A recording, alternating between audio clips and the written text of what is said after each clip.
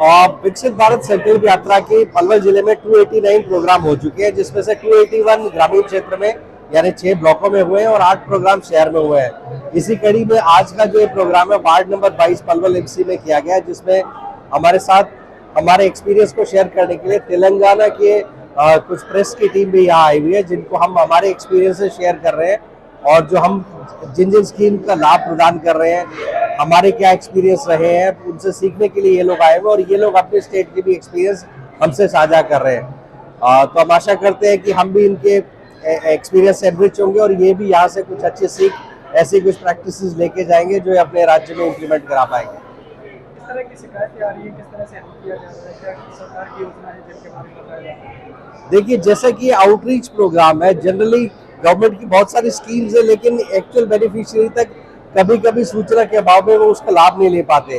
तो आज यहाँ सभी डिपार्टमेंट से अपनी स्टॉल लगाई हुई है, लोग अपनी अपनी जो भी जिस स्कीम में वो इच्छुक है और यदि वे उसकी एलिजिबिलिटी शर्तें पूरी करती है तो यहीं पे जो उससे निर्धारित प्रोसेस है उसके बारे में उन्हें अवगत किया जाता है और यदि संभव हो तो उन्हें यहीं पे उसका लाभ प्रदान किया जाता है।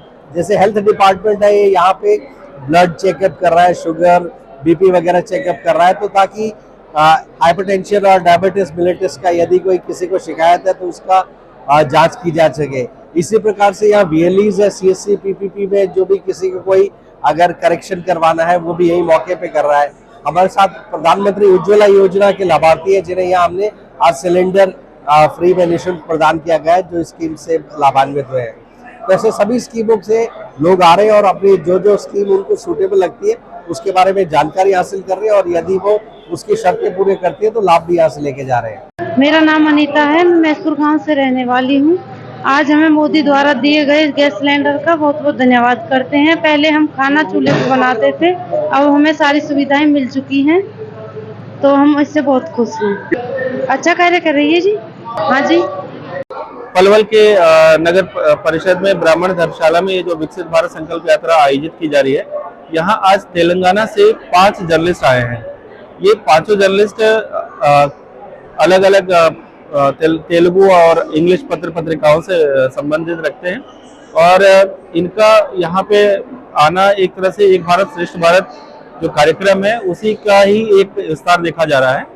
विकसित भारत संकल्प यात्रा को ये यहाँ कवर कर रहे हैं, लोगों से बातचीत कर रहे हैं और यहाँ के जो बेस्ट प्रैक्टिसेस हैं विकसित भारत संकल्प यात्रा में उनको यहाँ से रिपोर्ट कर रहे हैं अपने तेलंगाना के पत्र पत्रिकाओं में, जिसके माध्यम से तेलंगाना में भी जो यहाँ की जो बेस्ट प्रैक्टिसेस है उसका अनुकरण वो लोग कर पाए और वहाँ के विकसित भारत संकल्प यात्रा से जो भी कुछ सीखने के लिए मिला है वो यहाँ के जो पब्लिक फंक्शनरीज है उनको वो बता रहे हैं। संकल्प यात्रा में जो केंद्र सरकार द्वारा जो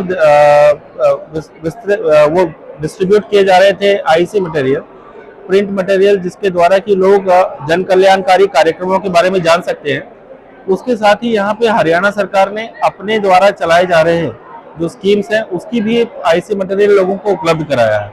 जिसके द्वारा क्या हो रहा है कि यहाँ जो हरियाणा सरकार में जैसे कि फैमिली ID कार्ड स्कीम हुआ, जिसके द्वारा बहुत सारी चीजें जो बेनिफिट्स होती है, जन कल्याणकारी जो स्कीम्स हैं उसका बेनिफिट लोगों को ऑटोमेटिकली मिल जाता है। तो वो उन सारे चीजों के लिए लोग यहाँ पे काफी लंबी और भारी मात्रा में लंबी कतारों में भारी मात्रा में उपलब्ध मतलब आ रहे हैं, उमड़ रहे हैं और साथ ही यहाँ के स्कीम्स के बेनिफिट्स के लिए वो एक दूसरे से बातचीत करके भी सीख रहे हैं और उनका लाभ लेने के लिए प्रयास कर रहे हैं। नमस्कार सर, मेरा नाम नविंदर बुम्मला है। मैं डेक्कन क्रॉनिकल न्यूज़पेपर से पत्रकार हूँ हैदराबाद में।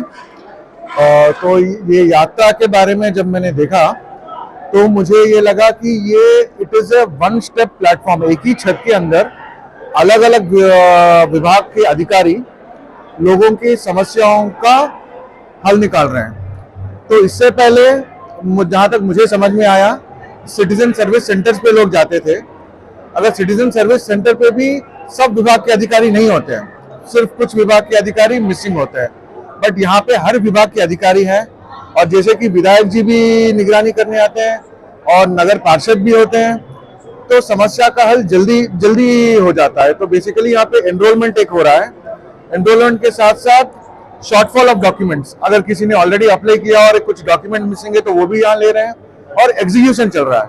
सो बेसिकली ये एक छत के अंदर तीनों के तीनों काम हो रहे हैं और समस्याओं का समाधान मिल रहा है। किस तरह की पहल मानते हो केंद्र सरकार प्रदेश सरकार की इसको? सर केंद्र सरकार और राज्य सरकार तो काम तो बहुत बढ़िया कर रही है। जहां तक विकसित भात्रा का सवाल है, मैंने खुद से देखा, बाकी प्रोग्राम्स का तो मैं नहीं बता सकता, बट विकसित भात्रा के हद तक तो बहुत ही अच्छा कार्यचरण है केंद्र सरकार का और राज्य सरकार का। और ये स्पेशली ये विधानसभा का अगर मैं देखता हूं तो एक सिर्फ पलवल के हद तक एक कार्यचरण है। जैसे विकसित भात्रा बहुत सी जगह है, बट पलवल का एक अलग उनका कार्यचरण है। वो लोगों तक पहुंचा सक रहे हैं कि 2014 में क्या स्कीम है और उसके बेनिफिट्स क्या थे, और अभी 2024 का जो है तो वहां पे कितना फर्क है दोनों स्कीम्स में।